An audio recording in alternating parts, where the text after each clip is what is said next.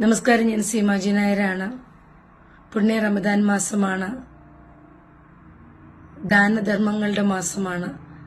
എൻ്റെ സ്നേഹസീമ ഫൗണ്ടേഷൻ തുടങ്ങിയിട്ട് കാലം കുറേ ആയെങ്കിലും കയ്യിലുള്ളതുപോലെയായിരുന്നു കാര്യങ്ങൾ ചെയ്തുകൊണ്ടിരുന്നത്. ഇപ്പോൾ ഒരുപാട് കാര്യങ്ങൾ വരുന്നു, ഒരുപാട് ആവശ്യക്കാർ വരുന്നു, അസുഖമുള്ളവർ വരുന്നു, വീടില്ലാത്തവർ വരുന്നു. അപ്പോൾ ഒരിക്കലും ഒറ്റയ്ക്ക് എനിക്ക് താങ്ങാൻ പറ്റുന്നില്ല. സ്നേഹസീമയുടെ ഔദ്യോഗികമായ എല്ലാ പേപ്പറുകളും എൻ്റെ കയ്യിലുണ്ട്.